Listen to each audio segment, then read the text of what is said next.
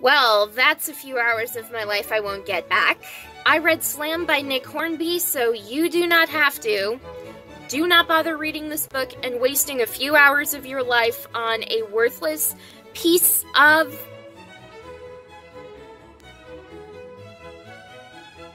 This is a young adult contemporary fiction novel, and it is a standalone, thank God.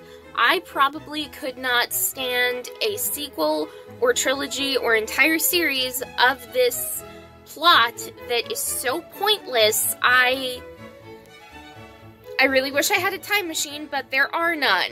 Readers who read this book and somehow enjoyed it also enjoyed books like Someone Like You by Sarah Dessen. I read that book and I really didn't like it. And then we have Crank by Ellen Hopkins. I read this book once or twice every single year because it is a fantastic book and you are missing out if you have not read that book yet. And then we also have How to Love by Katie Catugno. I do not have this book, but I do want to read it. Readers who hated this book, like me, would probably prefer reading That Summer by Sarah Dessen, which is a true coming-of-age fiction novel. 10 After Closing by Jessica Bayliss, a coming-of-age in one night novel that I loved, despite raging on the bad guys for going after the real estate instead of the unlimited supply of coffee. Priorities, people. Coffee is more important than real estate, or at least in my book it is. Moving on to another book that I would have preferred to read instead of Slam by Nick Hornby, we have Immaculate by Caitlin Detweiler. It is an Immaculate Conception retelling involving a teenage girl. This book is intense, and I'm not sure how I feel about it either way, but I will review the book later in my channel. As far as the plot goes, 16-year-old Sam Jones, yeah, that's his name, so original, is a huge Tony Hawk fan, and skateboarding is his biggest passion in life, and he even talks to TH when times get rough. He doesn't really have a dad figure in his life, so TH, as in Tony Hawk, represents fatherhood to him for some reason. When Sam meets Alicia, they start dating and become an item. They hook up, and Alicia gets pregnant. Sam must now deal with being a teenage dad, and his monologue is so long, so immature, and so boring. If Sam didn't want a kid, maybe he should have used protection or showed some restraint and maybe not hooked up in the first place. While Sam complains about his future of being a dad, Alicia doesn't have it any easier because her parents are pressuring her to get an abortion. Sam and Alicia grow distant, but they remain on friendly terms. Alicia doesn't have an abortion, and she gives birth to a healthy baby boy whom she and Sam name Rufus after Rufus Wainwright. Sam gets a new girlfriend, and Alicia gets a new boyfriend. Sam sees life differently after the birth of his son, and he hopes to be a better dad to Rufus than his own dad was to him. Sam's dad walked out of his life when he was younger, so Sam's mom is a single mom. This book is painfully slow. I mean, the first time I read this book, I couldn't focus on the words, so I bought the audiobook. The audiobook didn't make things any easier, and I was soon slowly hitting my head against the wall because the monologue was so boring and the complaints were repetitive and so irritating. Sam's constant talking to TH was odd, and I get that kids have imaginary friends, but even loner skateboarders like Sam should grow up a bit. I get it, you don't have a dad figure in your life. Be the dad you want to be to your own son. I mean, just get over it and work, because you are no longer a child. You are a parent, and you have responsibility. And I get that Sam talks to TH like a son would talk to his dad, but this just set off the weird in the weird to creepy meter. Sam practically has visions and dreams and hallucinations about the future, which doesn't make much sense, and it had me wondering how grounded in reality Sam is. Sure, I daydream about the future and have deja vu moments, but not to the extent like Sam. I mean, Sam predicted his and Alicia's baby would be a boy. Turned out to be true. And Sam also predicted that he would get a girlfriend after his fallout with Alicia. Also happened. Sam's constant complaining is still absolutely ridiculous. Sam, you want to be a man?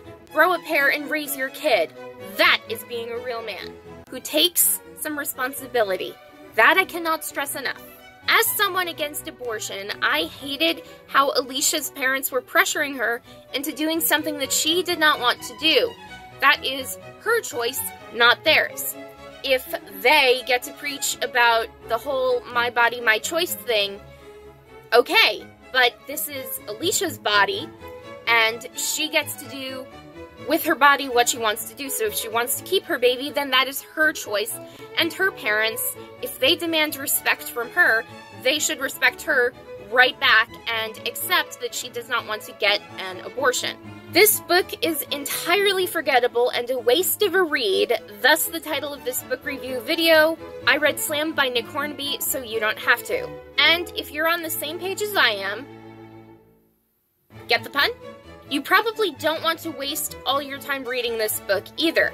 That said, feel free to use this book review video to help you through those awful book reports for Slam. Happy reading, guys? Or is it just more irritating? I have no idea, because I only know my own opinion of this book, which is so negative. I can't stress that enough. I honestly don't know how this book can be described as a modern classic, because there's nothing about this book that is remotely classic. Yes, Slam does cover teen pregnancy in the point of view of the father, which we don't generally get, but this book is just an all-around piece of bad writing, and nothing can convince me otherwise. Who would I recommend this book to, and why? Okay, I actually spent a lot of time thinking about this, and if students are required to read literature like this for school projects, then I would force the teachers to read this book as well. If we students are suffering in reading this, teachers deserve the same thing. Teachers should read this book too and figure out for themselves, is this book modern literature that is classic, or is it just a piece of As one going into the teaching field, I would never force my students to read anything like this. If my students had to read a book with the topic of teen pregnancy, I would leave it up to them to choose a teenage pregnancy book that they were interested in, because that gives them a broader scope of, okay, this is my choice, I get to read what book I want, just as long as it has this sort of theme. I wouldn't recommend this book to anyone other than teachers, honestly, unless you're a masochist and want to read books that bore you to no end. Then by all means, read this book. My rating for this book, 1 out of 5 stars. And if I could, 0 out of 5 stars. Okay, I have a migraine now from talking about this horrible book. I'm going to go take an aspirin and work a nap into my schedule. What am I talking about? I need coffee and a good book, not this sort of book that makes you question what counts as modern literature classically. What book should I read next? Comment below. I'm probably going to read Switch by A.S. King or Nevernight by J. Kristoff. Both books are worth reading, so I hope you enjoyed this video, or at least got through the video of talking about the worst book ever. So anyway, if you enjoyed this video, hit that like button to show some support, subscribe to my booktube channel to get more videos like this, turn on those notifications. I upload every Sunday, so check back in next week on Sunday at midnight, and I will have another booktube video just for you guys. Happy reading!